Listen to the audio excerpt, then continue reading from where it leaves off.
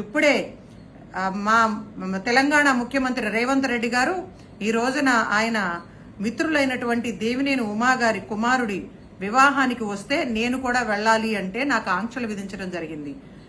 ఎట్టి పరిస్థితుల్లో నేను వెళ్లి తీరాలి, మా నాయకుడిని కలవాలి, లేదంటే పోలీస్ స్టేషన్ ముందు కూర్చుని ధర్నా చేస్తాను అంటే నన్ను వదిలిపెట్టారు.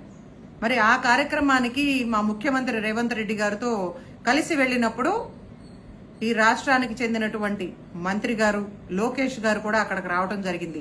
నన్ను చూసిన వెంటనే ఏంటమ్మా హౌస్ అరెస్టులు నేను ఇప్పుడే చూశాను అని అడిగిన వెంటనే, సార్ ప్రధాని మోడీ గారు అమిత్ షా గారు ఎవరు వచ్చినా గానీ నాకు ఈ వేధింపులు తప్పటం లేదు, హౌస్ అరెస్టులు చేస్తా ఉన్నారు, నన్ను కూడా హౌస్ అరెస్టులు చేశారు కాబట్టి అన్న వెంటనే ఆయన లేదు, ఇటువంటి సమాచారమే నా దగ్గర లేదు, మా ప్రభుత్వ విధానం ఇది కాదు, తక్షణమే వారిపైన చర్యలు తీసుకుంటాను అని చెప్పి నాకు హామీ ఇవ్వటం జరిగింది. దాన్ని స్వాగతిస్తా ఉన్నాను మంత్రి లోకేష్ గారు.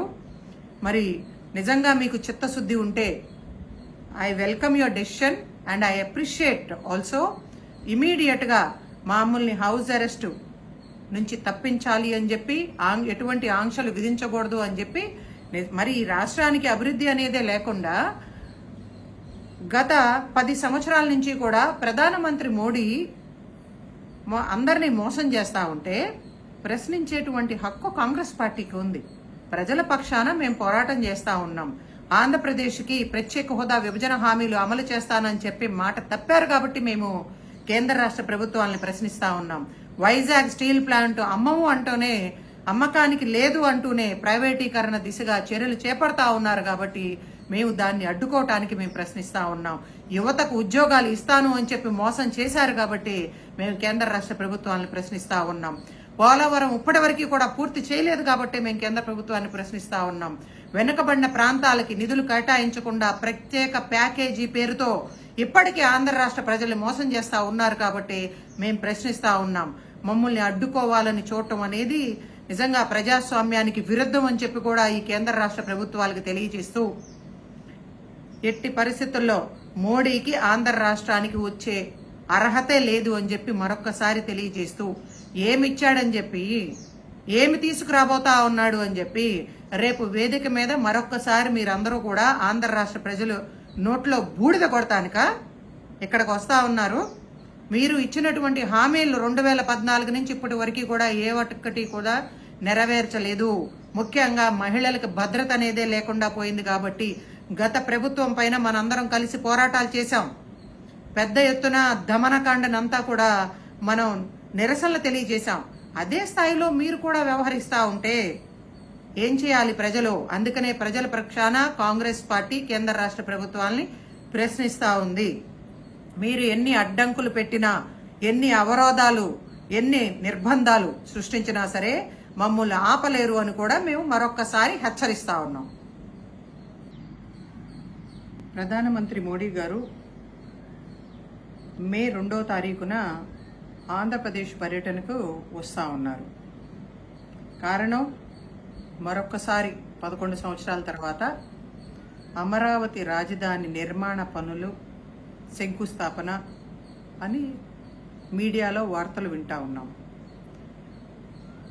2014 తర్వాత అధికారంలోకి వచ్చి మోడీ గారు భారతదేశంలోనే మొట్టమొదటి శంకుస్థాపన అమరావతి రాజధాని కోసం చాలా పెద్ద ఎత్తున లక్షలాది మంది జనాల సమక్షంలో ప్రజాధనాన్ని దుర్వినియోగం చేసి అప్పటి ఎన్డీఏ ప్రభుత్వం, ఇప్పుడు ఉన్నటువంటి అప్పటి ముఖ్యమంత్రి చంద్రబాబు నాయుడు గారు, అదేవిధంగా పవన్ కళ్యాణ్ గారు వీళ్ళందరి సమక్షంలో ప్రజలకు హామీ ఇవ్వటం జరిగింది. ఢిల్లీ తలదన్నే రాజధాని ఇక్కడ ఏర్పాటు చేస్తాము.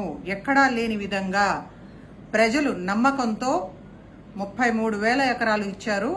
దాన్ని అన్ని హంగులతో రాజధాని నిర్మాణం జరుగుతుంది అని చెప్పి హామీ ఇవ్వటం జరిగింది.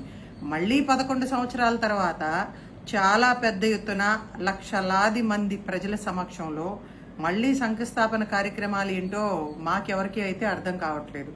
మోడీ గారు పర్యటనకి ప్రతిసారి ఆంధ్రప్రదేశ్కి వస్తున్నప్పుడు కానీ, అమిత్ షా గారి పర్యటన ఉన్నప్పుడు కానీ నాకైతే హౌస్ అరెస్టులు తప్పటం లేదు. అనేక రకాలుగా కాంగ్రెస్ పార్టీ నాయకుల్ని వేధిస్తా ఉన్నారు.